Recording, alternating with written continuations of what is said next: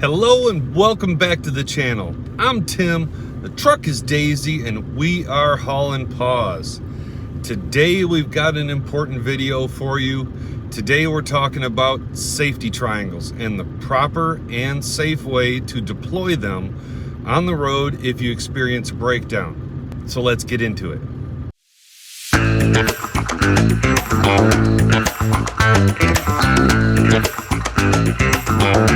Now, this video comes about because I've got a lot of questions about putting triangles out, because other drivers on the road, the newer drivers, are seeing truck drivers and other things like buses and things like that putting their safety triangles out, and it's not the way they were taught or they looked up. And it's the truth. There are tons of them out there that are just horribly wrong. I collected a whole bunch of them on dash cam that I see during the night, so I'll run a few here.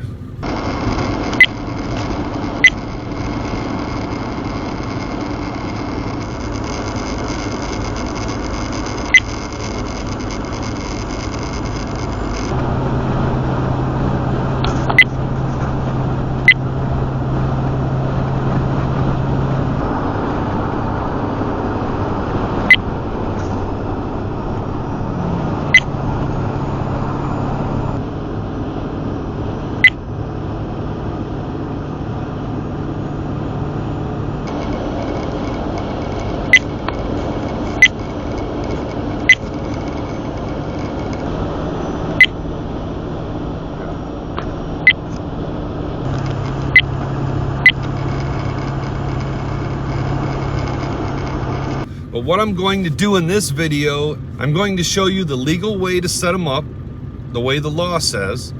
I'm also going to show you a few things that aren't really written into the law, but they are on like the CDL test and on the chauffeur's license test. You have to be able to answer the questions right about safety triangles. The first thing you want to do when you know that you're breaking down and you're going to have to pull off the side of the road is get your four-way flashers on. So we'll put the four-way flashers on.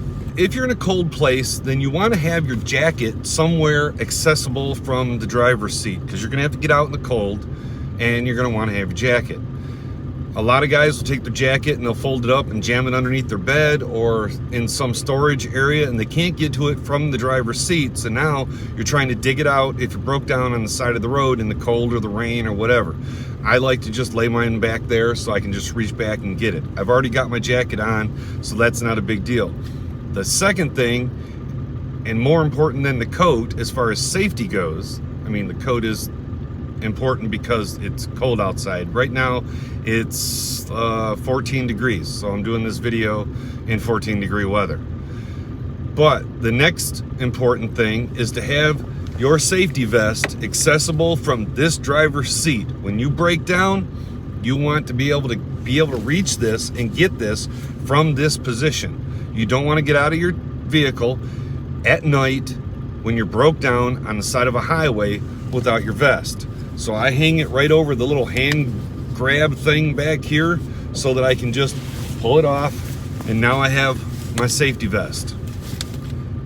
It's difficult to put this on in the truck. Now, when you're getting out of your vehicle in traffic, there's a couple of things that you want to do. You want to make sure that you check your mirrors to make sure there's no traffic coming, because you don't want to swing this door open and have a vehicle come by and take your door off when you open up your door. So watch for vehicles. The next thing you want to do is you want to take your safety vest and put it between you and traffic. And then you want to get out of the way of traffic as fast as you can. Back up, watch out for your mirror, and get out of traffic and get around to the front of your vehicle. Then you can put your vest on so that you're safe on the side of the road. So now the next thing that we have is getting your safety triangles out of your truck. Now, you did watch that tip video where I told you put all your safety equipment in the passenger side, correct? If you didn't, go back and watch that video. Okay, children, why do we put all of our safety equipment in the passenger side of the vehicle? Ooh, me teacher, me teacher. In the back, Tim, okay, you. Because all the cars are on the driver's side and they'll run your dumbass over if you go on the driver's side. That's right. And getting your dumbass run over on a highway is a bad thing. So I'm gonna get my triangles out.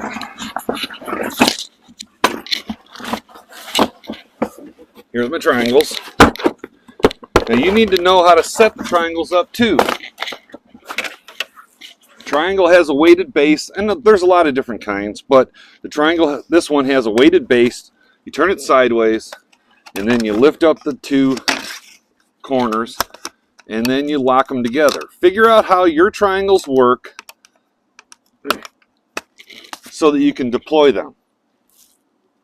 So now set all three up right now. So there we go. We've got all three triangles set up. So it's really cold out there, so I'm going to do the next part from inside here with the heater going and the truck running. So let's take a look at what the FMCSA says about your triangles or warning devices. It says, and this is from 392.22, and it's section 6.3.6, emergency warning devices. If a vehicle is stopped on a highway or shoulder for a reason other than a necessary traffic stop, the driver must turn on the vehicle's hazard warning system, which is to be left on until the vehicle's external warning devices are in position. It means you got to put your four-ways on until you get your triangles out, and then you can turn your four-ways off. I would just leave them on. That's just me. You also have to turn your four-ways back on while you're picking your triangles up. So I just would leave the four-ways on, I guess, if you have enough battery power. You got to put your triangles out within 10 minutes of pulling off the side of the road. So there's some time sensitivity there. This is the big thing, where to put them. I don't know why there's so much confusion on this, but there is. Your first triangle has to go on the traffic side, which would be, in this case, on the driver's side. Most of the time, you're going to be pulling off the road on the right, so the traffic side is going to be the driver's side. So on the traffic side, 10 feet from the bumper of your trailer is where your first triangle goes. Your second triangle goes 100 feet, 100 feet back in the center of your vehicle. And then your third triangle goes 100 feet beyond that on the shoulder or on the passenger side of your vehicle. Not 10 feet in between triangles, not 5 feet in between triangles, not all of them in a straight line. 10 feet from the vehicle, 100 feet in the center of the vehicle, and 100 feet back on the passenger side of the vehicle. So your triangles are going to be extending 210 feet behind your rig, not 20 feet. Okay, so now we're at the back of the vehicle and we're going to set up our triangles. That's wrong. That's wrong. That's wrong. That's wrong. Sort of close, but still wrong. That's wrong. So how do you know what 10 feet is or what 100 feet is? What you do is you take yourself a tape measure, lay it on the floor, and see how far your stride is. Take a step and see how far that step is. My steps are about 3 feet long. Now the actual code says it needs to be about 40 paces, approximately 100 feet.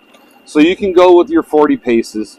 The point is, this video is going to show you how far that is. It's a long way. It's a lot longer than people think. So you can measure your strides and see. I kind of know what mine is. It's 3 feet. It's a yard because I do a lot of bow hunting and we always do everything in yards. But my wife's step is a lot shorter than mine. She's got little tiny legs. Your step might be super long. You might have ginormous, crazy monster legs. I don't know. But measure your stride, and then you'll know how far you got to walk. So let's do it. Okay, so the first one I'm going to set 10 feet back from here. So it's like 3 steps and a foot. So we go 1, 2, 3, then a foot, and that's where the first one goes. Now, another safety tip, and the camper's edge is right here. It's going to be hard to kind of shoot this way, but I'm trying to give you the idea. It is in line with the edge of the camper. Now, what you want to remember is when you're walking down there to put your triangles out, you want to walk with the triangle in your chest facing traffic. So you're walking toward traffic with your vest and your triangle on, and that will give you a safer traveling down the side of the road. You also want to go to the far edge and do your walk. Then come out and place your triangle, and then go back to the edge, and then walk the rest of the way down that edge, and then place your last triangle. You don't want to be walking down the outside edge placing triangles. You want to be over by the side of the road so you're away from vehicles and stuff that'll run your dumbass over. Okay, so now I'm going to go set up the other two. Now I'm not going to be able to face away from the camera and do this because of the microphone. The distance out there at 210 feet with my body in the way blocks the microphone signal. So I am going to turn a little bit, but you want to walk directly away with the triangle in your hand. Got it?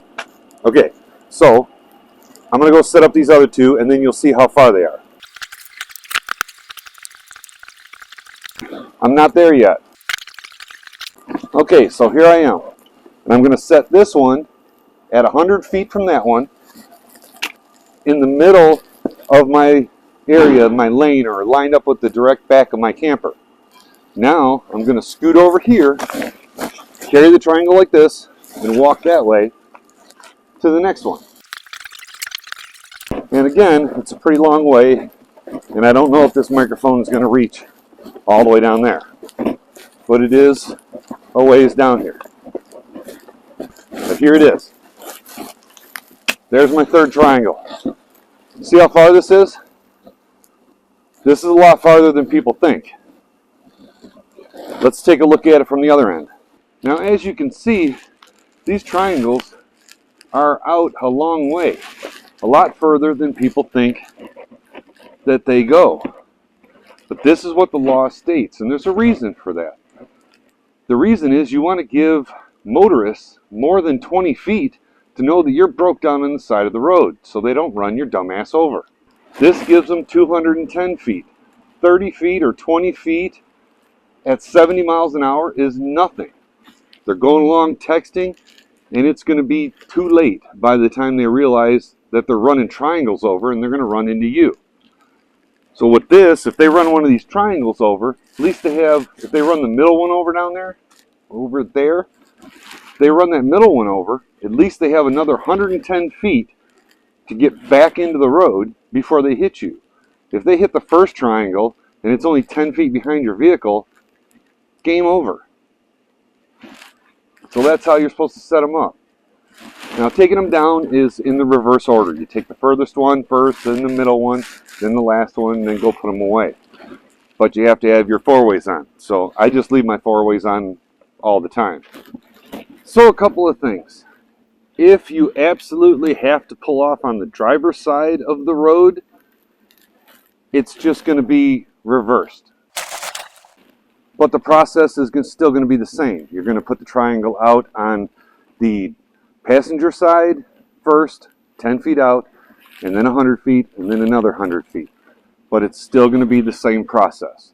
Stay on the shoulder so that you stay out of traffic, and always have the triangle facing traffic when you're putting them out. And if you have to pull off of the road on the driver's side, it's going to put your passenger side in traffic where all of your emergency equipment is. All bets are off, and you're just going to have to do the best that you can. What I like is right here inside my bed is I have a couple of these emergency flasher things, and you can set them up to do different flashing and they will stick on. But I try to get these up as fast as I can, just to kind of give me a little bit of safety while I'm doing this end of stuff and getting my safety equipment out or putting it back in. So that's pretty much it. I'm Tim, this is Daisy, we're hauling paws.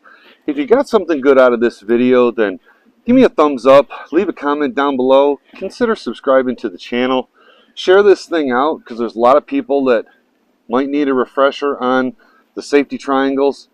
And as always, have safe travels, and I hope to see you on the road. Not broke down on the side of the road. And I definitely don't want to see your dumbass run over on the road.